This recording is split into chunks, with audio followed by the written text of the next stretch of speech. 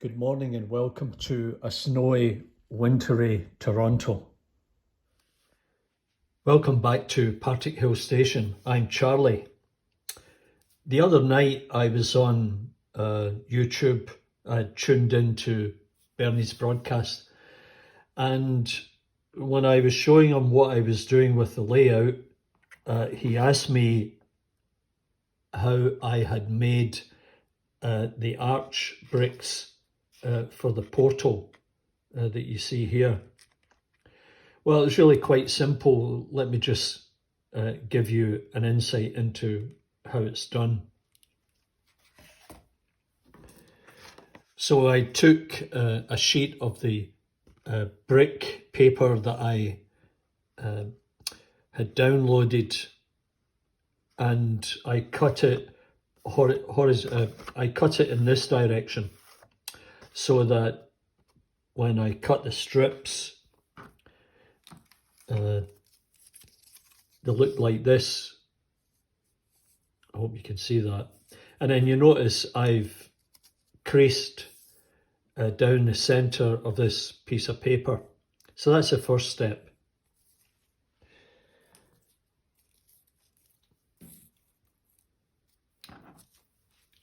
The next step would be to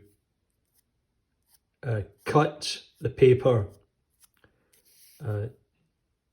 in approximately the same size all the way along the length of the piece of paper on both sides, as you see.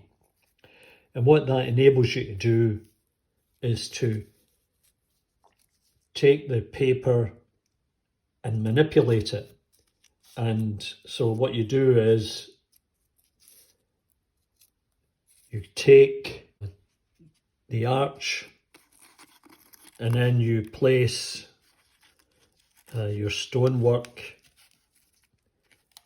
in there like so, and work it around and glue it in place so that you get the pattern of the arch bricks with the keystone at the top. Now, if you've never seen this done in real life, what they have to do is build a wooden arch frame, and then they drop the bricks in along the arch, both sides, and then they force the keystone in at the top, and that applies pressure on either side, and that's resisted by the load from the bottom, and you've got a perfect arch. And then, you know, they build up the layers of brick over and above that. So, you know, in the end it becomes quite effective. It doesn't have to be perfect, and this one is far from being perfect, but from a distance, yeah, you know, it's a portal and it's got an arch in it, and those are individual bricks, and just add in a bit of flock here and there for effect. And here's one that I'd done previously that I'll have to use in here, as you can see, just to complete that arch. So very simple. The other thing is I've used pieces of foam to support the wall, and I wasn't careful enough when I placed it, and this one it got bent out of shape. And what I'll do is I'll take some black acrylic paint,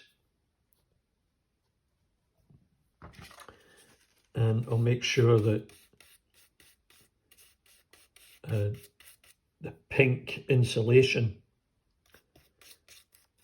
is completely covered.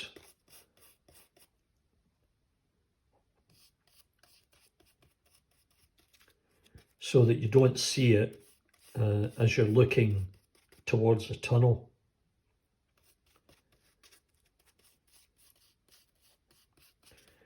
bit tedious to get into all the nooks and crannies, but that's what's required. And I hadn't done a great job in cutting this. I should have used my hot wire cutter on this particular face. So if you kind of look at it in that direction, you get a better idea of how it should look.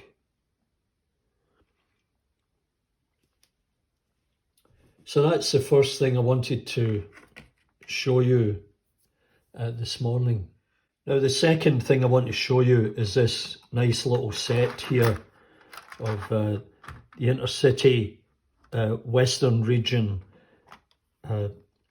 blue and grey livery, along with this Class 33.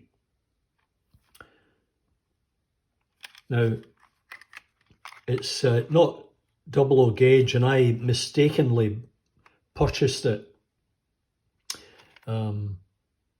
thinking it was 00. It wasn't until later I realised that, well, it's something else. Now, it's made by Lima, and it doesn't give you any other information, but I've done a little bit of research on it, and, you know, it might be HO gauge, and it runs perfectly. I've had it on the layout, but it's not really what I'm looking to include on a regular basis. I tried to sell it at the last model railway show that I attended, but I didn't get any interest. And those are 3 nice coaches.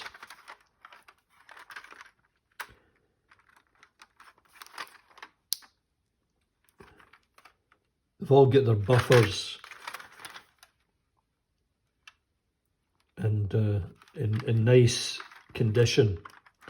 You know, if anybody out there is interested in that type of thing, I'd be happy to discuss and would work out something, especially if anybody in the UK is interested and have to consider postage. But you know, I would work that out at a reasonable price for you. The other thing that I'd like to show you is this Hornby Elink.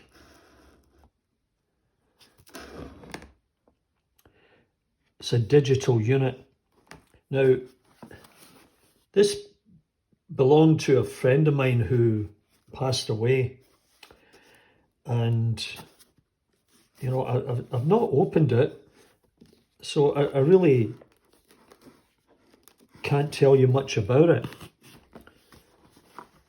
But it's got the interface unit, Railmaster software, USB lead, 1 amp transformer, and startup instructions.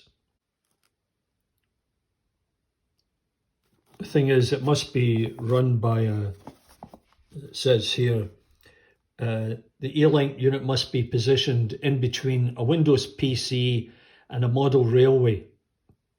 Now, I don't run a PC on my railway,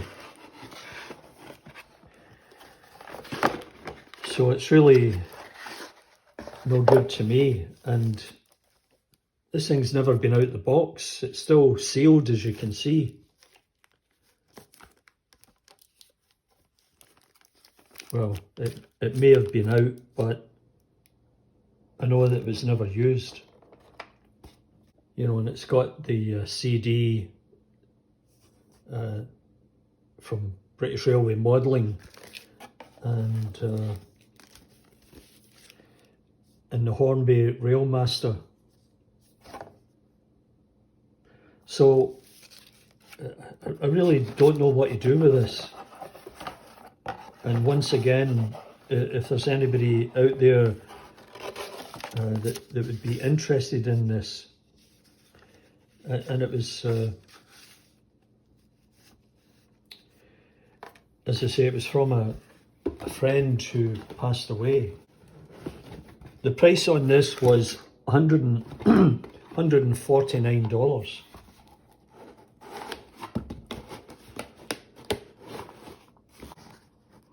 I don't know if anybody's interested in this, just drop me a note.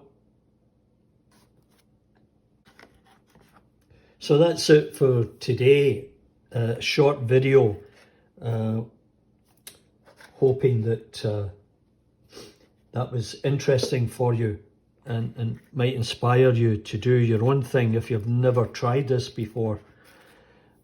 And as I said, it's kind of smoke and mirrors when you come to building stuff and putting it on your layout.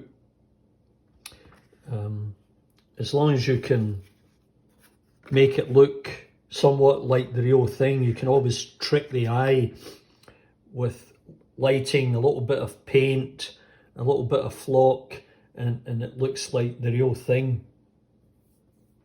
Anyway, I hope you enjoyed that and it inspires you to do something.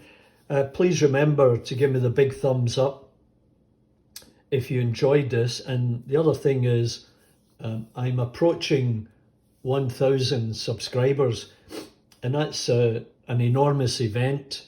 It's taken a number of years to get there, and you know, I plan to have a video celebrating that, and there will be some kind of a giveaway, but it would be restricted to subscribers only, and I'll work out the details for that, and might even show what some of the giveaway prizes would be. Anyway, once again, please remember to give me the big thumbs up, and we'll catch you next time here at Partick Hill Station. Bye for now.